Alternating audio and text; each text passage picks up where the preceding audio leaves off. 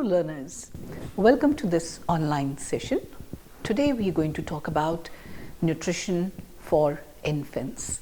This is part of the certificate program in food and nutrition and course 2, your food and its utilization, block 3, unit 9.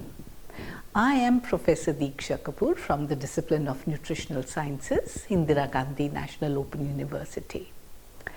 So learners, you may recall studying about nutrition during pregnancy in our last session. There we looked at the changes in both the mother and the fetus that makes pregnancy a critical period from growth development point of view.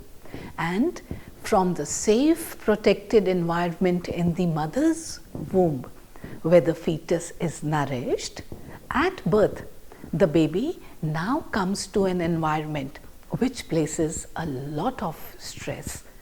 The baby has to make an effort to get the food it needs and has to cope with other factors like infections, etc. Therefore, the first year of life, called infancy, becomes a very critical period. So today in this session we will look at infancy as a critical period. What is normal growth pattern of infants? How do you identify the nutrition needs of infants? And to be able to provide for those nutritional needs of the infant, the diet of the mother becomes very important. So we will look at the nutrition for the nursing mothers, and then we will go on to look at the importance of breastfeeding and the complementary feeding practices which are conducive for the growth development of the infant. So let's begin by looking at why infancy is a critical period, particularly from the growth and development point of view. Infancy, if you were to define it, it is the first year of life. And like the fetal growth period, this is also a rapid growth period. You have seen that the life begins from a single cell, and by the time the child is born after 9 months, so the birth weight is about 2.5 kgs, and the length of the infant, the normal length is 50 centimeters. Therefore, you can very well appreciate the kind of growth development which has taken place, and here on we will see what is the growth pattern in the infant. But before that, you must understand that if the birth weight is less than 2.5 kgs, such an infant is said to be low birth weight. And what can be the reasons for low birth weight? Premature or early delivery, the growth in the womb is less than expected, and it can be due to many factors, out of which nutrition plays a very important role. And such a child who is of low birth weight will have a low chance of survival, and even if it survives, may have immediate difficulties with breathing, in adaptation to life outside the womb.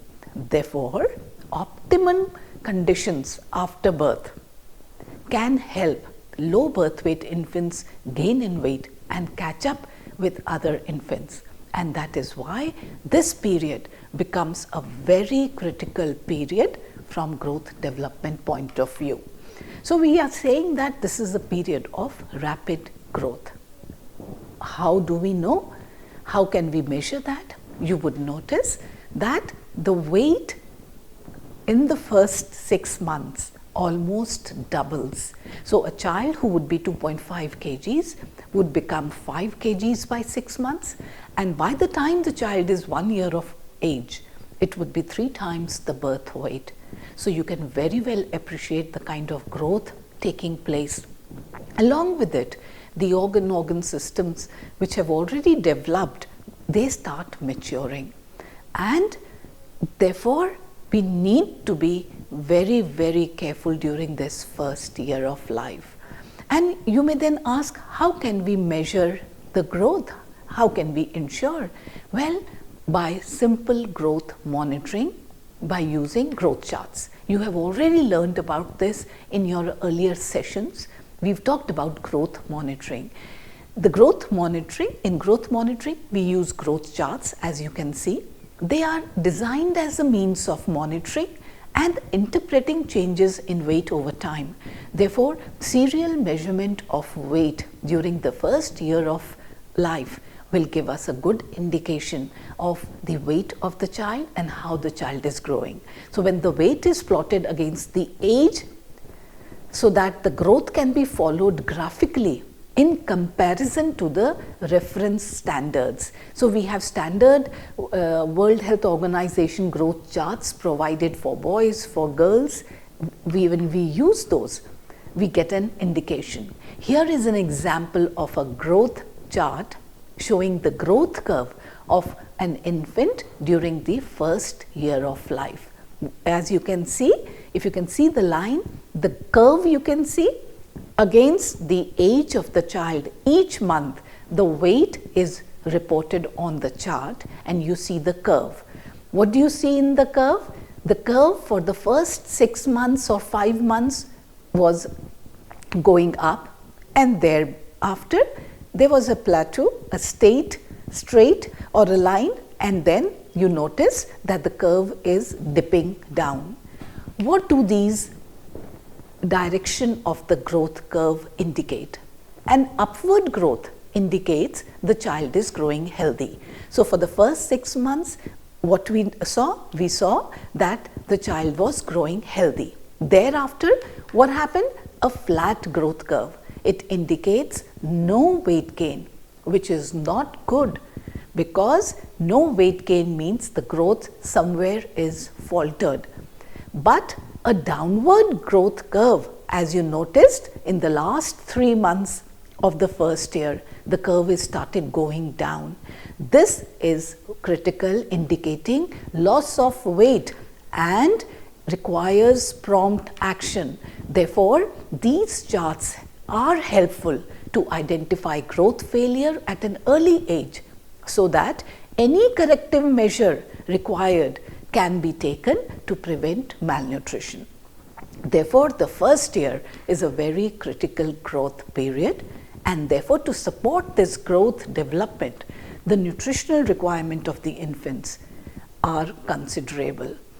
In fact, the first year of life forms the foundation of future health.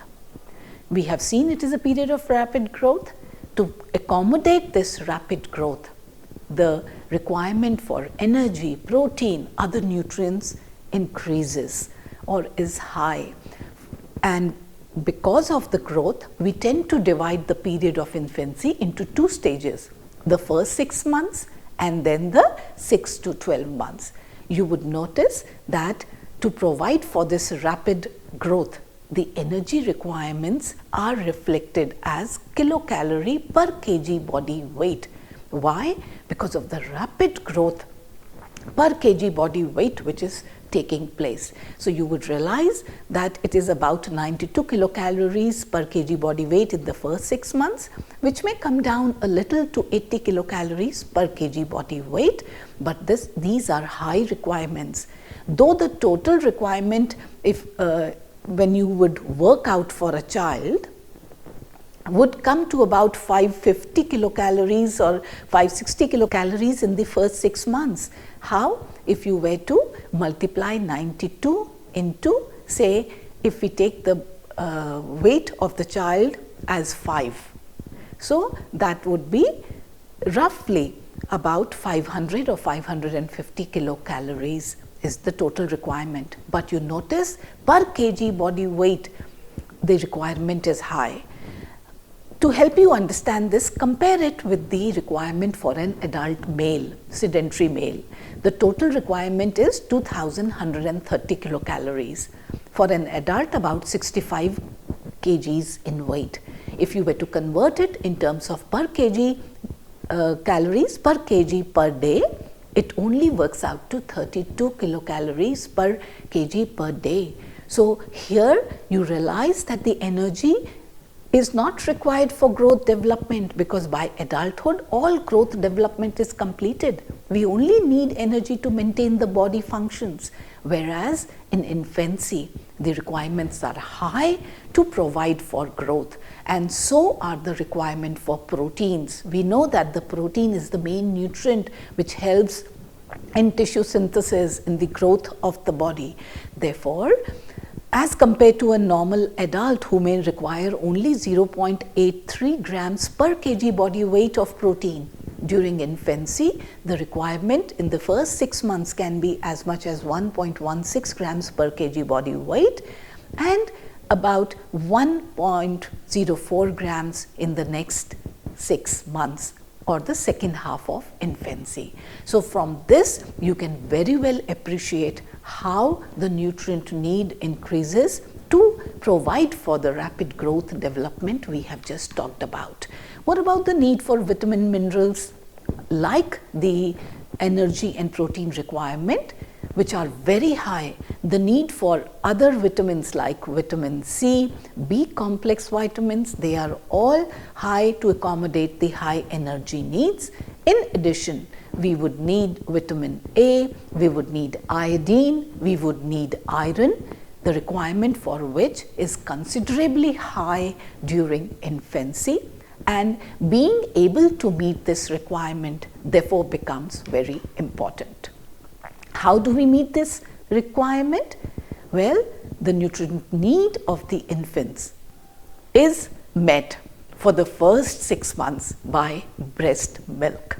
So breastfeeding is the best way to meet the nutrient requirement. In fact, breast milk is the sole source of energy up to 6 months of age. We will talk about the importance of breast feeding in a while from now, but you must understand that to be able to provide the nutrient from the breast milk, the diet of the mother becomes very important. The mother has to nourish her infant. Therefore, the nursing mother or the lactating mother should eat an adequate diet. Her diet will directly impact on the health of the infant.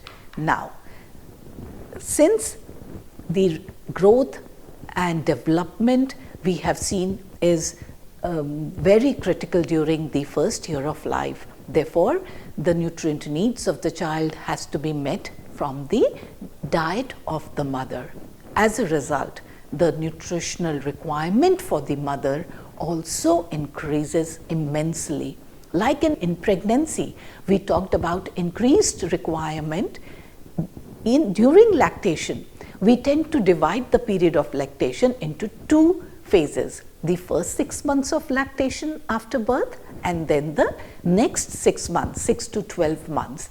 And you would see that since the first 6 months, the child is totally dependent on breast milk to meet the nutrient needs we've just talked about. Therefore, the requirement of the mother so as to provide for those additional energy, protein also goes up.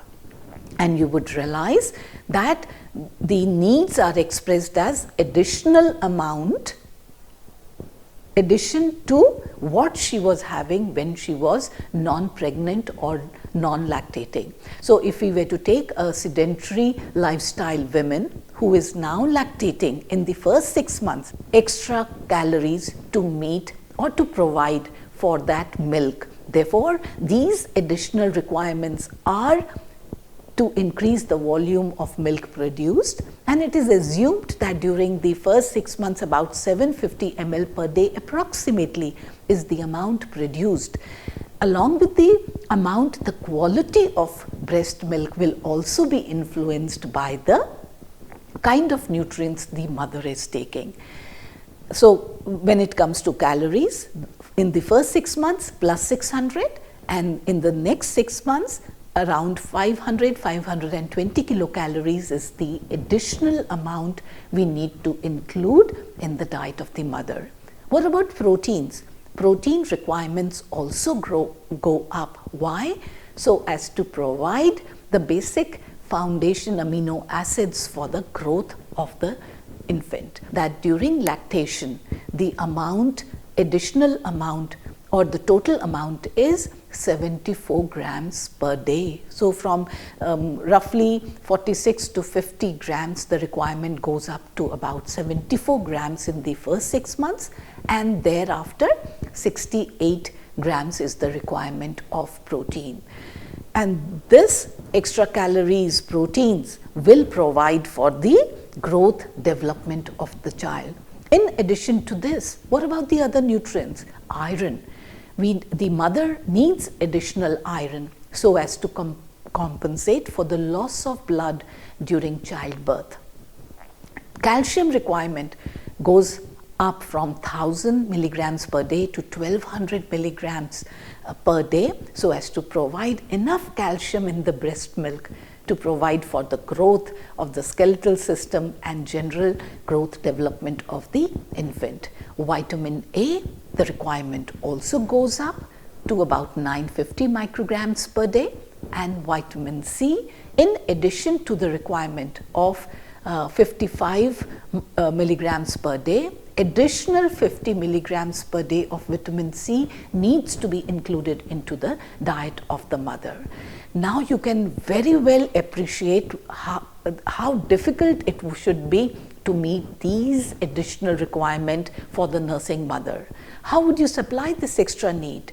Do we need some extra supplements? Do we need some extra foods? Well, traditionally, you would realize many special foods are prepared for the lactating mother. These foods usually are rich in energy, protein, iron, and other such minerals, so as to provide for those additional needs we have just talked about. But you would notice these additional requirements can be easily met by increasing some common food items which the mother is already including in her diet.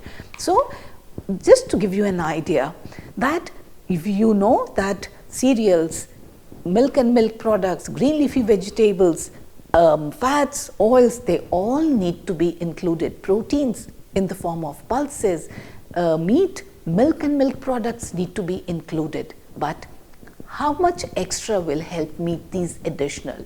Very small changes, maybe 1 or 2 extra chapati, maybe a little more rice, a little more fat in the diet.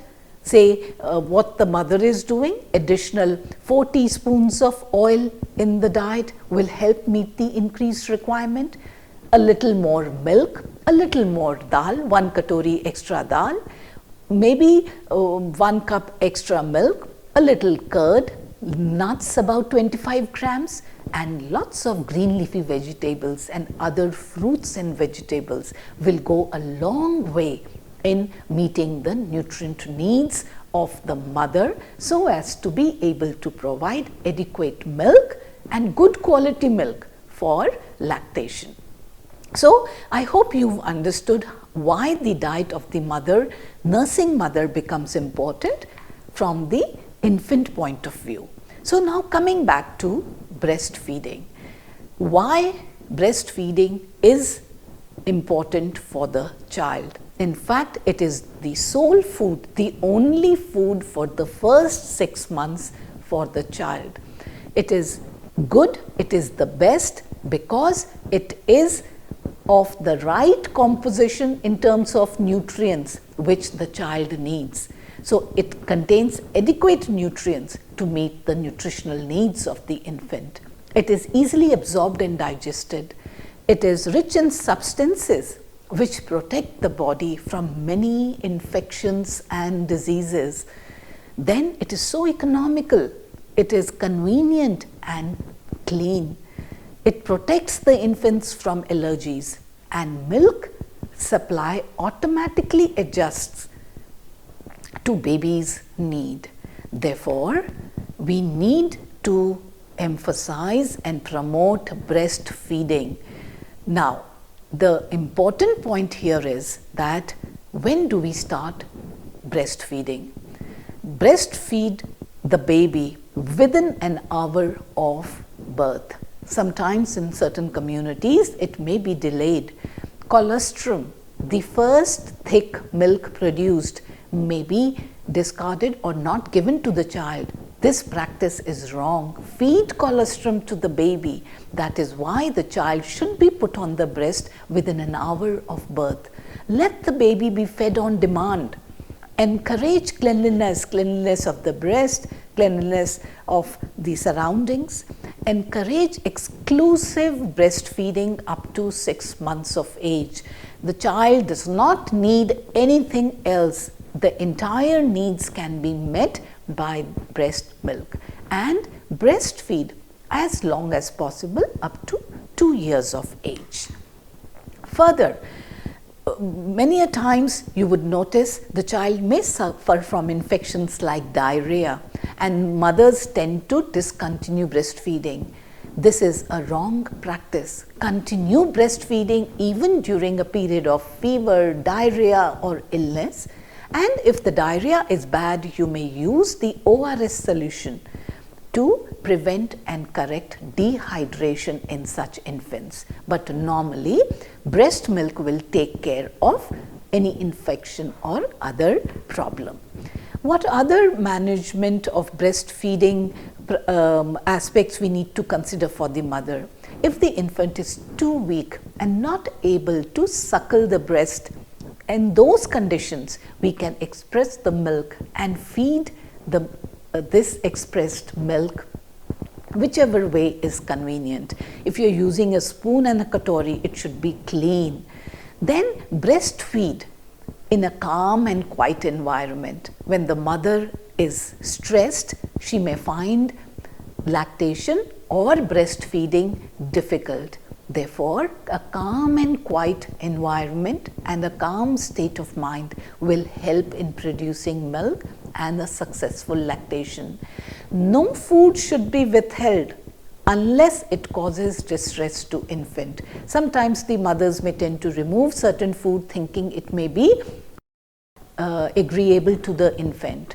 We needn't do it because it can harm the quality and quantity of milk. Then caffeine, alcohol, artificial sweeteners, they need to be avoided from the diet of the mother during lactation because these substances can pass through the breast milk into the infant. Now, in certain conditions like illness, mother cannot provide breastfeed. What do we do? In those situations, you may give the other milk like the cow's milk, buffalo's milk, but the first 9 months it should be avoided, and even if they have to be given, it has to be diluted. Cleanliness is very important, and such milk needs to be boiled to kill the harmful bacteria. The bottles or the spoon and the utensils used need to be clean so that the child is not infected. Do not use leftover milk.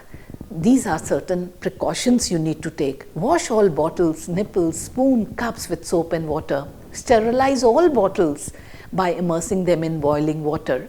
Boil milk after dilution. Now, this is the first 6 months when only breast milk is to be given. We will talk about complementary feeding. After 6 months, the process of introducing foods other than breast milk in the diet of the infant is called complementary feeding, or earlier we called it weaning.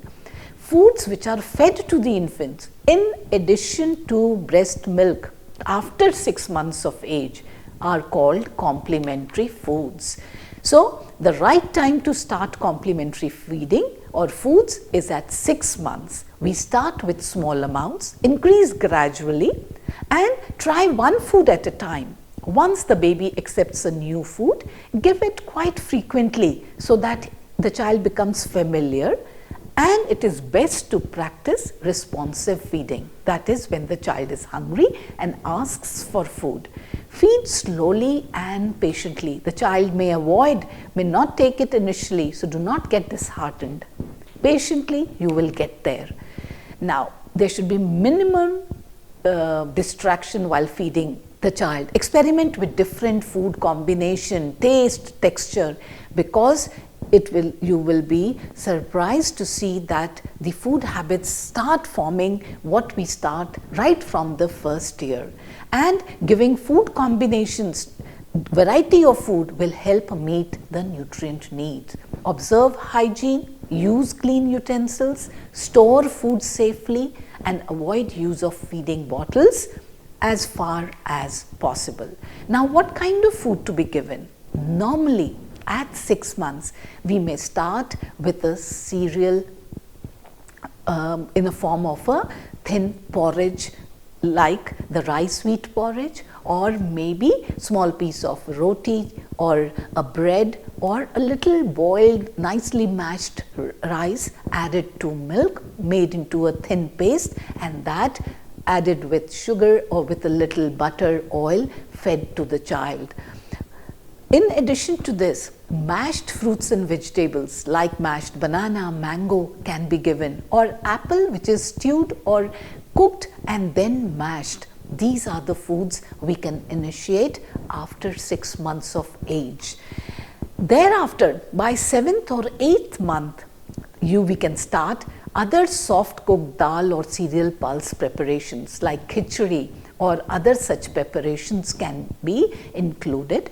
And we can also start using vegetables, fruits which can be chopped finely, crunchy foods, or if the child is not able to, boil and then cut it into small pieces. Why? Because you would notice around 9 months or so, the child may start teething as well. So he may need these crunchy foods that will help. So at 7 or 8 months, you may start with 4 to 5 teaspoons of these foods, and then as the child is growing, increase the frequency of the complementary food. Locally available seasonal foods should best be introduced. An average healthy breastfed infant should be given complementary food by this frequency at 6 to 8 months. In addition to breast milk should continue. We should start feeding 2 to 3 times.